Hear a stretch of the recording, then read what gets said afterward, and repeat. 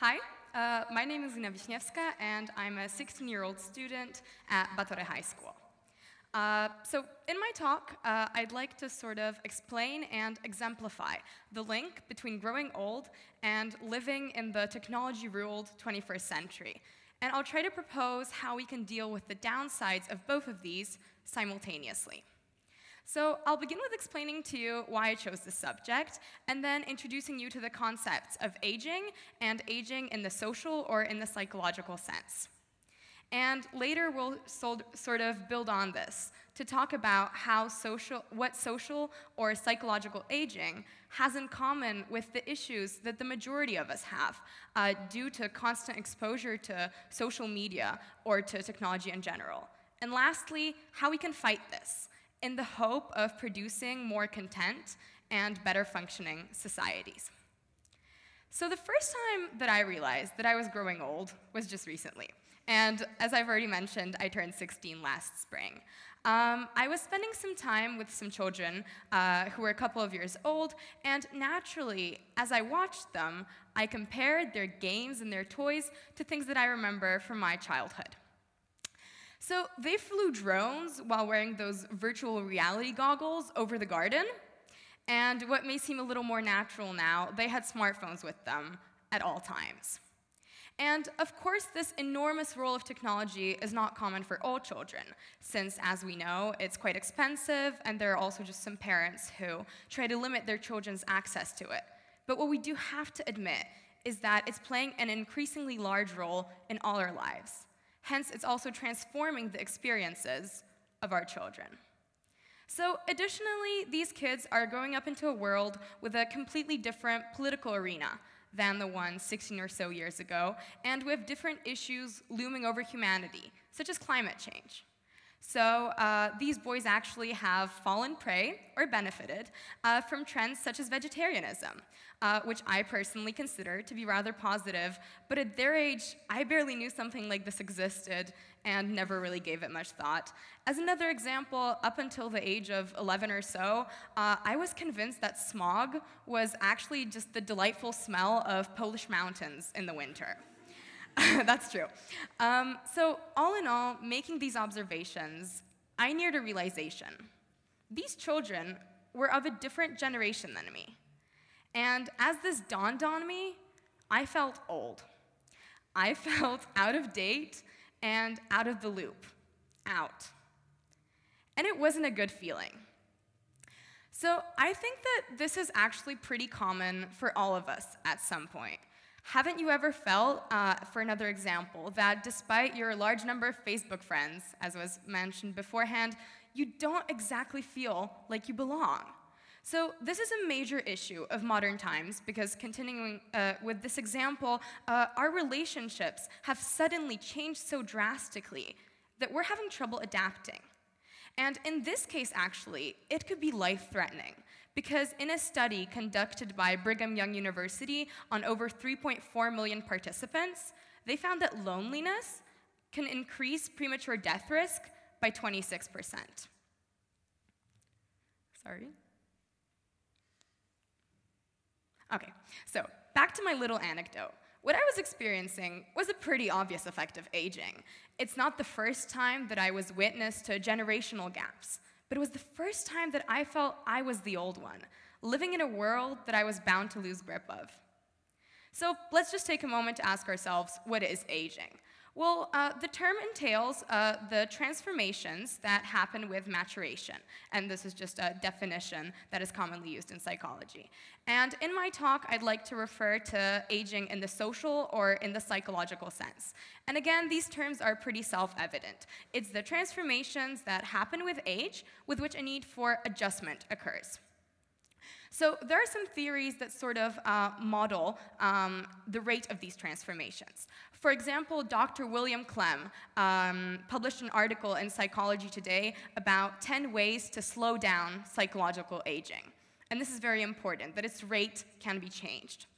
And I'd also like to mention retirement here as a good example of the intertwinement of all of the aspects of aging. because it's a natural effect of a decline of intellectual and physical abilities. But on the other hand, it's also a catalyst, a cause for future changes, such as, well, due to leaving work or a change in time management, etc. And I'd also, like to refer to a theory that concerns the nature of psychological aging in general, which is the cognitive theory. And this is one that is useful to what I will talk about here. So it states that there is a decline in cognitive abilities, and that is the efficiency of abilities such as memory, reasoning, or learning with age. So it was formulated mainly by Timothy Salthouse, who described the process by which this decline in fluid cognitivity occurs. So pretty much, intellectual abilities decline, and a number of also social changes occur alongside. So it's logical that learning and adaptation will be more difficult for the elderly. But what I'd really like to point out in my speech is that it's not impossible, because we can delay the decline of these changes, and we'll get back to how in just a little moment. So for now, let's take a step back. This wasn't meant to be all about the elderly. What is the relevance of this topic for people like me and the majority of you, that is teenagers? Well, the issue that I'm describing as completely normal for older people is actually pretty universal no matter what age we are. Are we not constantly in a rush to keep up with food and fashion trends, politics news, or the photographed and posted lives of our peers or beloved celebrities? So I think that in the era of the smartphone and of social media, this race is more real and more ruthless than ever. Hence, the fear of falling even a little bit behind is also increasingly daunting. How will I cope with the fact that the world is not stagnant when I'm already having trouble with it at 16? Of course, it's about time that I accept that I'm not of the youngest generation alive, since I'm not getting any younger, but there are other things I could do to make the next realizations at least a little bit easier on me. And unfortunately, frantically scrolling through social media timelines or news articles will never be enough. We live in an era where one can never hope to intake all of the information that is at our fingertips, so as to keep up to date. So what's left for us to do is to prepare for the open and efficient intake of necessary information. So what I'm proposing is a change in approach. We have to accept that we have to adapt throughout our whole lives. And I've noticed that constant learning and adaptation is sort of considered the burden of the young, or of expats and immigrants at best, by the majority of especially Western societies today. So maybe if I keep learning and adapting to the modern world, then that'll keep me young forever.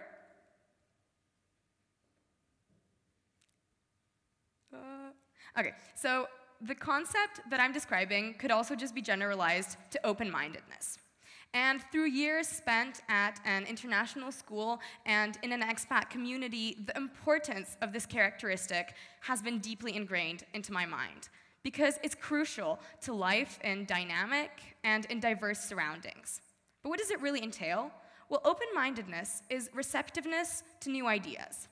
It is the way one approaches new or contrasting views, with a keenness to listen and to understand, and without prejudice. And in anticipation of criticism, I'm well aware that telling someone who has trouble adjusting to change to just be open-minded is about as helpful as telling someone sad to just be happy. But as a start, we have an aim, a way to combat both of the issues that I've described so far. So now what's left for us to do is to figure out how individuals could each develop this characteristic, and what regulations could be enforced to help them. So, what's the secret to open-mindedness? How do we learn to adapt? Well, you might be disappointed to hear that there isn't one simple solution. However, there are some things that experts in their fields claim to be helpful. Firstly, avoid reacting with anger to opinions different from yours. And don't be afraid to ask questions to find out more about the genesis of others' opinions. And I think that empathy is sort of the key word here. The ability to put ourselves in someone else's shoes and look at an issue from their perspective. And I think it would help us all understand each other much better. So what's more, leaving your comfort zone and trying new things also helps you get used to dynamic change. And challenging your brain in general is thought to activate processes that maintain brain cells and stimulate communication among them. And as a little disclaimer, I'm not saying I'm good at any of these things, but if we have an aim, it's easier for us to practice. As for actions of governments or organizations, I think that their main concern should be education. After all, it's the basis for modifying future generations, and also it's at the core of fighting intellectual decline. So lifelong learning is actually a concept that I think could be a solution to this issue. For example, there could be an obligatory number of weeks per year during which citizens would have paid leave and attend classes of chosen subjects for free. So this would have two main goals.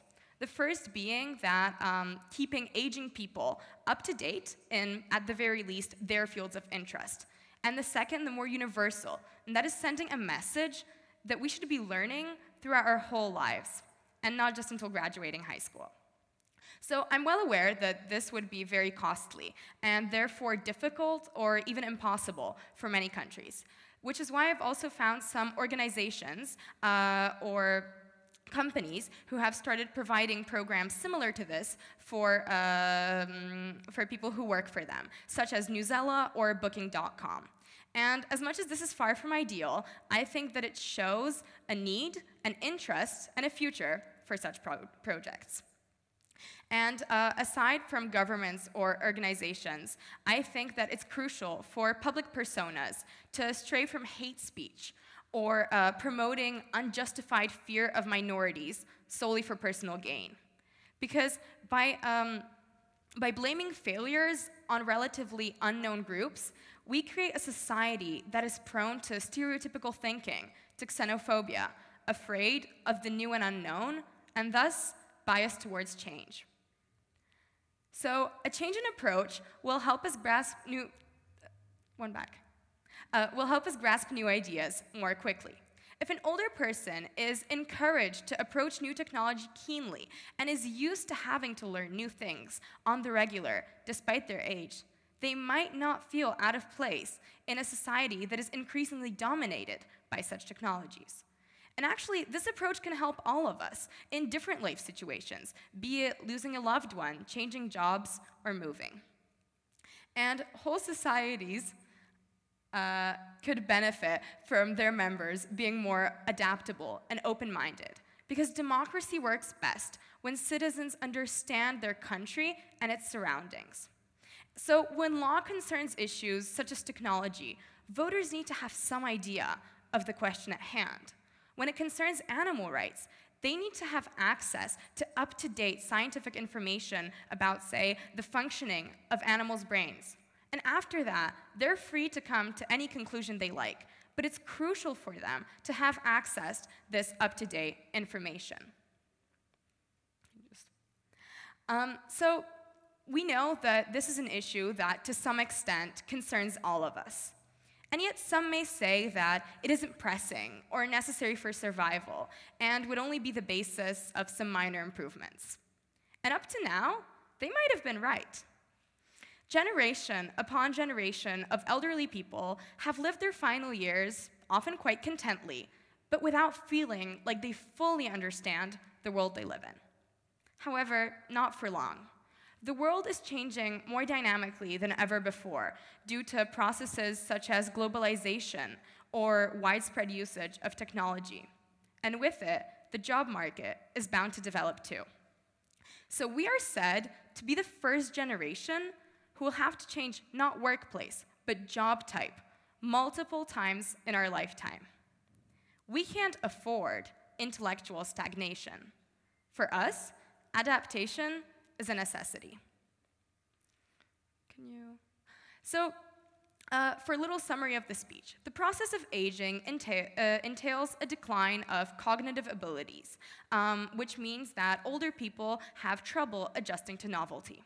And this issue is also sort of relatable for those of us for whom the perspective of retirement is still very distant, because we too sometimes face the problem of keeping up with the modern world. And what I'm proposing is a change in approach that will help ameliorate our lives. So some of you may be thinking, nice speech, Lena, most of it made sense, but what do you want me to do? What now? Well, this isn't a ready solution or a recipe. It's a suggestion, and it requires elaboration. All I'd like to do is raise the subject of the hardship of aging, of feeling like you don't have a place in society, or feeling bombarded by the heaps of information thrown at us every single day. And I hope that by sharing some of my own ideas, I may have sparked some in your heads too, since you will know yourselves, your needs, and your abilities much better than I do, and there certainly isn't one solution for us all. So the main message that I've been trying to sort of send throughout this speech is that learning to adapt will ameliorate the lives of both the elderly and those who feel just a little lost in the modern world, and is a necessity for our generation. In short, we need to learn to learn.